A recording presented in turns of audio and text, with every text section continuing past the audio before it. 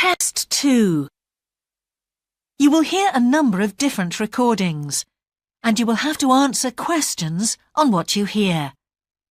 There will be time for you to read the instructions and questions, and you will have a chance to check your work. All the recordings will be played once only. The test is in 4 sections. At the end of the test, you will be given 10 minutes to transfer your answers to an answer sheet. Now turn to Section 1. Section 1. You will hear a student talking to the student accommodation officer at a college. First, you have some time to look at questions 1 to 5.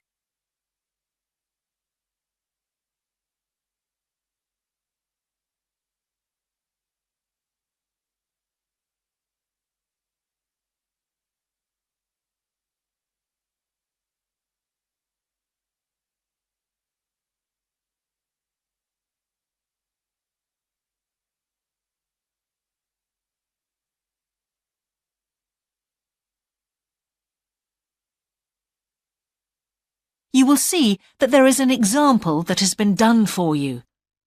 On this occasion only, the conversation relating to this will be played first.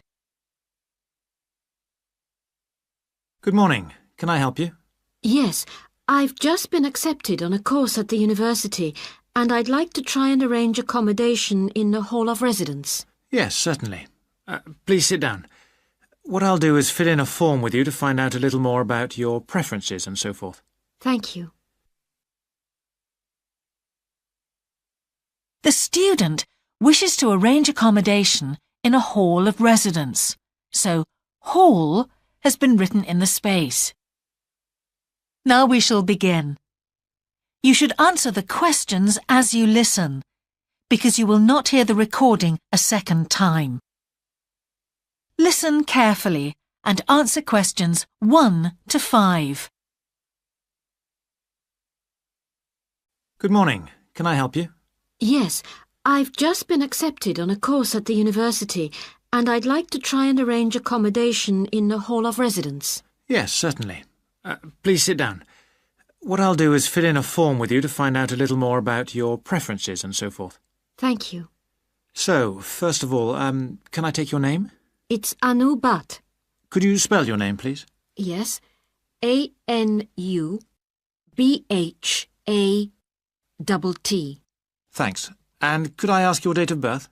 The 31st of March, 1972. Thank you. And where are you from? India. Oh, right. And what will you be studying? I'm doing a course in nursing. Right, thank you. And how long would you want to stay in hall, do you think? Well, it'll take 3 years, but I'd only like to stay in hall for 2. I'd like to think about living outside for the 3rd year. Fine. And what did you have in mind for catering? Do you want to cook for yourself or have all your meals provided? That's full board. Is there something in between? Yes, you can just have evening meal provided, which is half board. That's what I'd prefer. Yes, a lot of students opt for that. Now, with that in mind, do you have any special diet, anything we should know about? Yes, I don't take red meat. No red meat. Before you hear the rest of the conversation, you have some time to look at questions 6 to 10.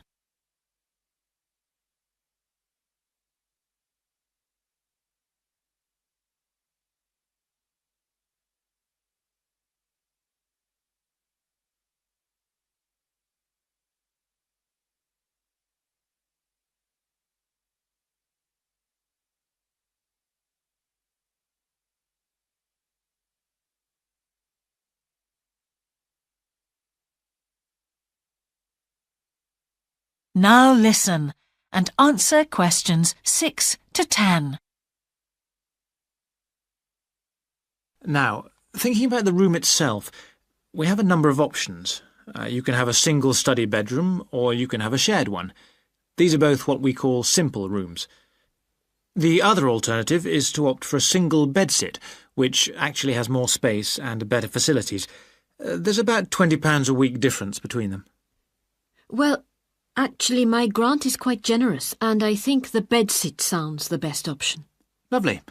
I'll put you down for that and we'll see what availability is like. Now, can I ask some other personal details which we like to have on record? Yes, of course.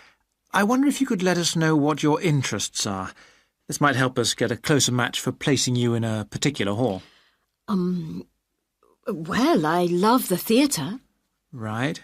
And I enjoy sports, particularly badminton. Ah, that's worth knowing. Now, what we finish with on the form is really a list from you of what your priorities are in choosing a hall, and we'll do our best to take these into account. Well, the first thing is I'd prefer a hall where there are other mature students, if possible. Yes, we do have halls which tend to cater for slightly older students. And I'd prefer to be out of town. That's actually very good for you because we tend to have more vacancies in out-of-town halls. Lucky. Yes. Anything else? Well, I would like somewhere with a shared area, a TV room, for example, or something like that. It's a good way to socialise. It certainly is. That's it. Now, we just need a contact telephone number for you. Oh, sure, I'll just find it. It's 667549. Great. So we'll be in contact with you as soon as possible. That is the end of section 1. You now have half a minute to check your answers.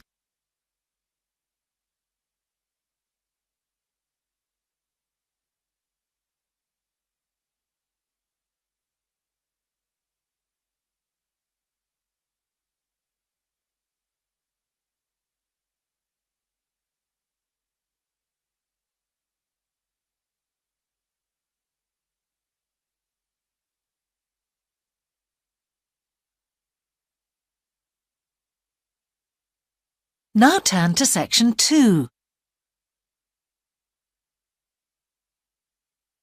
Section 2.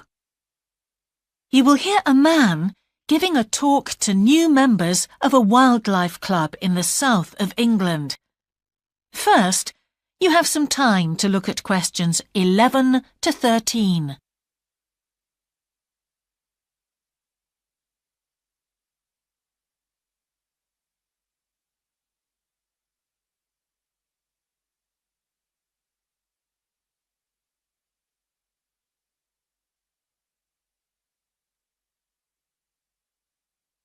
Now listen carefully and answer questions 11 to 13. Hello, I'm delighted to welcome you to our wildlife club and very pleased that you're interested in the countryside and the plants and creatures of this area. I think you'll be surprised at the variety we have here, even though we're not far from London. I'll start by telling you about some of the parks and open spaces nearby. One very pleasant place is Halland Common. This has been public land for hundreds of years, and what you'll find interesting is that the River Ouse, which flows into the sea 80 kilometres away, has its source in the common. There's an information board about the plants and animals you can see here, and, by the way, the common is accessible 24 hours a day. Then there's Holt Island, which is noted for its great range of trees. In the past, willows were grown here commercially for basket making, and this ancient craft has recently been reintroduced. The island is only open to the public from Friday to Sunday because it's quite small, and if there were people around every day, much of the wildlife would keep away. From there, it's just a short walk across the bridge to Longfield Country Park. Longfield has a modern replica of a farm from over 2,000 years ago.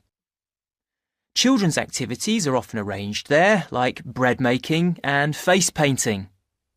The park is only open during daylight hours, so bear that in mind if you decide to go there.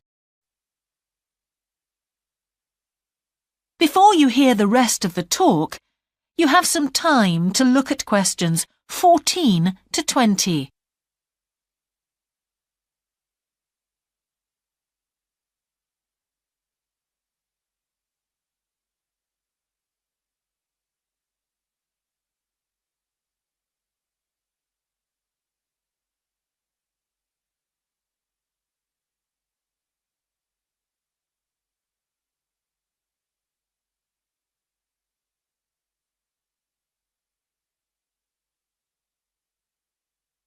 Now listen and answer questions 14 to 20. Longfield Park has a programme of activities throughout the year, and to give you a sample, this is what's happening in the next few days. On Monday, you can learn about herbs and how they've been used over the centuries. You'll start with a tour of our herb garden, practice the technique of using them as colour dyes for cloth, and listen to an illustrated talk about their use in cooking and medicine. Then on Wednesday, you can join local experts to discover the variety of insects and birds that appear in the evening. We keep to a small number of people in the group, so if you want to go, you'll need to phone the park ranger a few days ahead. There's a small charge which you should pay when you turn up. I'm sure you're all keen to help with the practical task of looking after the park, so on Saturday you can join a working party. You'll have a choice of all sorts of activities, from planting hedges to picking up litter, so you'll be able to change from one to another when you feel like it. The rangers will be hard at work all day, but do come and join in, even for just a short while. One thing, though, is to make sure you're wearing something that you don't mind getting dirty or torn. And finally, I'd like to tell you about our new wildlife area, Hinchingbrook Park, which will be opened to the public next month. This slide doesn't really indicate how big it is, but anyway, you can see the 2 gates into the park and the main paths. As you can see, there's a lake in the northwest of the park with a bird hide to the west of it at the end of a path, so it'll be a nice, quiet place for watching the birds on the lake. Fairly close to where refreshments are available, there's a dog walking area in the southern part of the park, leading off from the path. And if you just want to sit and relax, you can go to the flower garden. That's the circular area on the map, surrounded by paths. And finally, there's a wooded area in the western section of the park, between 2 paths. OK, that's enough from me, so let's get on and have a look. That is the end of section 2. You now have half a minute to check your answers.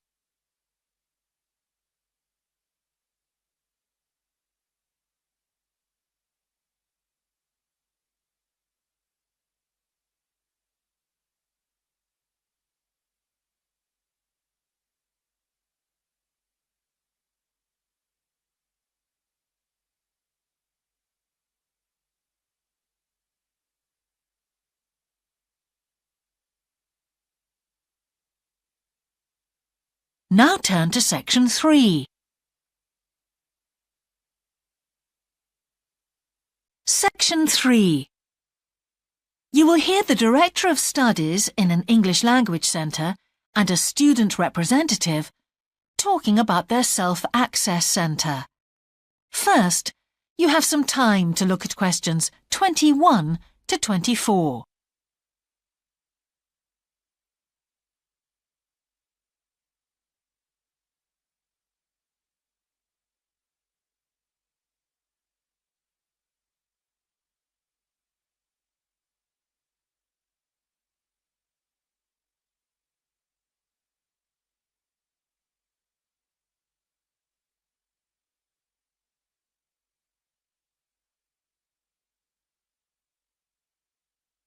Now listen carefully and answer questions 21 to 24.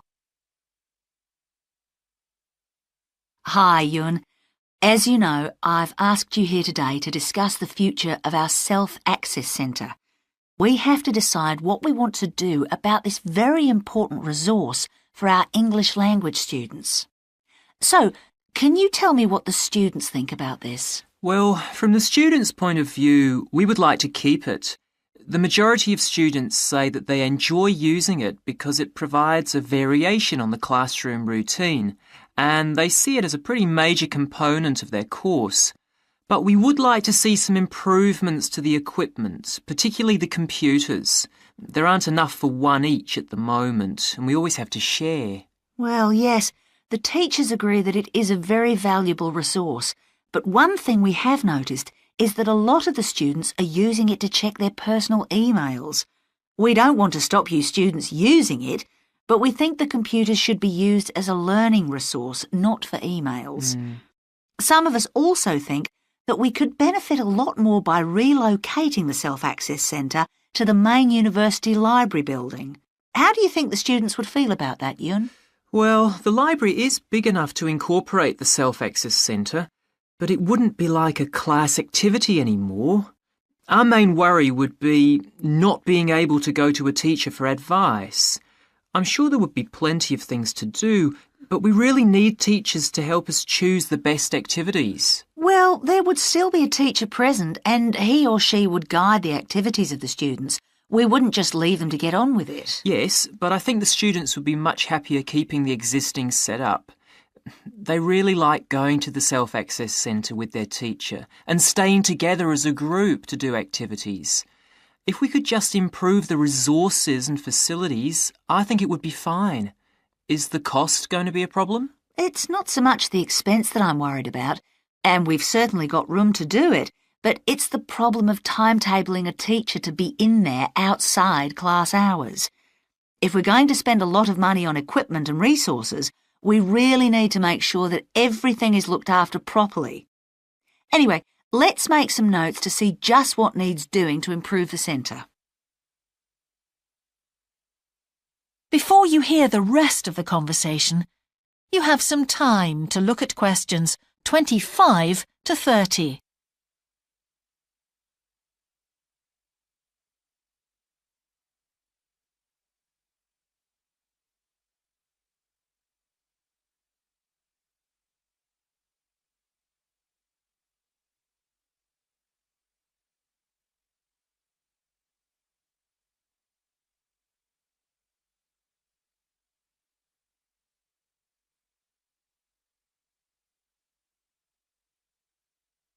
Now listen and answer questions 25 to 30.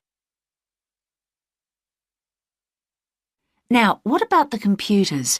I think it might be a good idea to install some new models. They would take up a lot less room, and so that would increase the workspace for textbooks and so on. That would be great. It is a bit cramped in there at times. What about other resources? Do you have a list of things that the students would like to see improved? Yes, one of the comments that students frequently make is that they find it difficult to find materials that are appropriate for their level, especially reading resources. So I think we need to label them more clearly. Well, that's easy enough. We can get that organised very quickly. In fact, I think we should review all of the study resources as some of them are looking a bit out of date. Definitely. The CD section especially needs to be more current. I think we should get some of the ones that go with our latest course books and also make multiple copies. Good. Now, I was also thinking about some different materials that we haven't got in there at all. What do you think of the idea of introducing some workbooks? If we break them up into separate pages and laminate them, they'd be a great resource. The students could study the main course book in class and then do follow-up practice in the Self-Access Centre. That sounds good. OK, now finally we need to think about how the room is used. I'll have to talk to the teachers and make sure we can all reach some agreement on a timetable to supervise the centre after class. But we also need to think about security too, especially if we're going to invest in some new equipment. What about putting in an alarm? Good idea. The other thing I'd like to do is talk to our technicians and see whether we could somehow limit the access to email. I really don't want to see that resource misused. What about if we agree to only use it before and after class? Yes, that would be fine. OK, anyway, that's great for now. We'll discuss it further when we've managed to sort. That is the end of section 3. You now have half a minute to check your answers.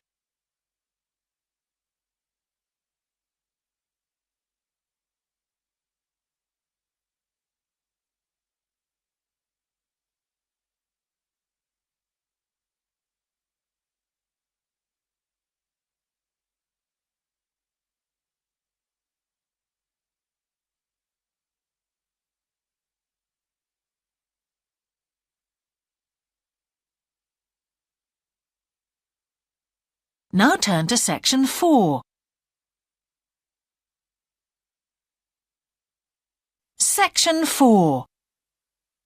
You will hear the beginning of a lecture about business cultures. First, you have some time to look at questions 31 to 40.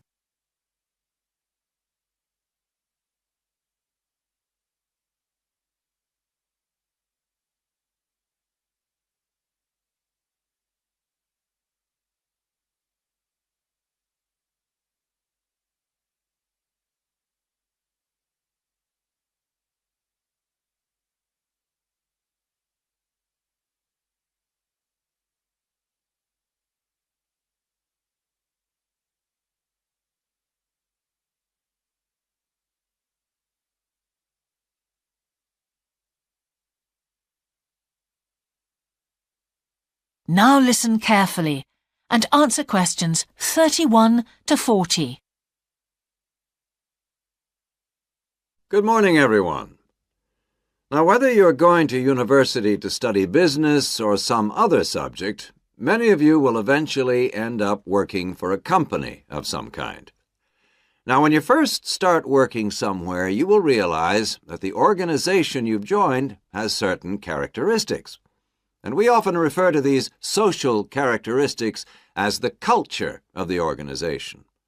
This includes its unwritten ideas, beliefs, values, and things like that. One well-known writer has classified company cultures by identifying 4 major types. The first type is called the power culture, and it's usually found in small organizations. It's the type of culture that needs a central source of power to be effective. And because control is in the hands of just 1 or 2 people, there aren't many rules or procedures. Another characteristic is that communication usually takes the form of conversations rather than, say, formal meetings or written memos. Now, one of the benefits of this culture is that the organization has the ability to act quickly. So it responds well to threat or danger on the one hand, and opportunity on the other. But on the negative side, this type of organization doesn't always act effectively, because it depends too much on 1 or 2 people at the top, and when these people make poor decisions, there's no one else who can influence them. And the kind of person who does well in this type of business culture is one who is happy to take risks, and for whom job security is a low priority. The next type is known as role culture. That's R-O-L-E, not R-O-L-L, by the way. And this type is usually found in large companies, which have lots of different levels in them. These organizations usually have separate departments that specialize in things like finance or sales or maintenance or whatever. Each one is coordinated at the top by a small group of senior managers, and typically everyone's job is controlled by sets of rules and procedures. For example, there are specific job descriptions, rules for discipline, and so on. What are the benefits of this kind of culture? Well, firstly, because it's found in large organizations, its fixed costs, or overheads as they're known, are low in relation to its output or what it produces. In other words, it can achieve economies of scale.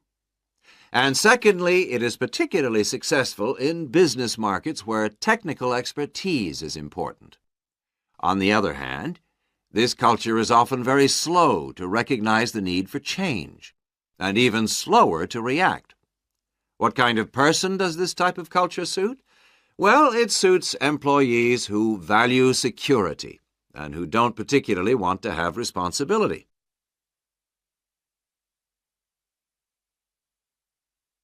Moving on now to task cultures. This type is found in organizations that are project-oriented. You usually find it where the market for the company's product is extremely competitive, or where the products themselves have a short lifespan.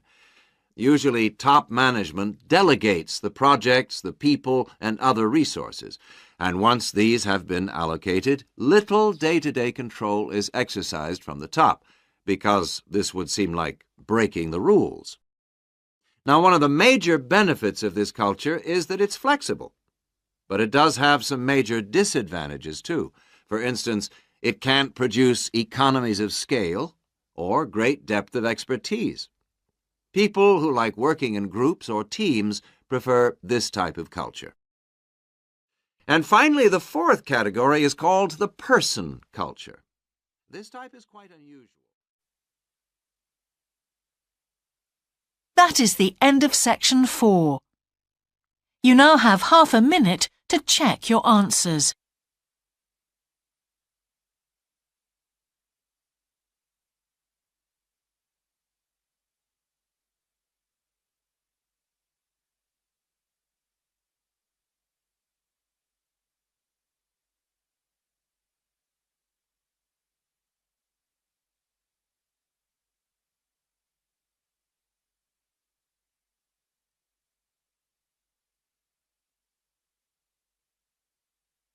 That is the end of the listening test.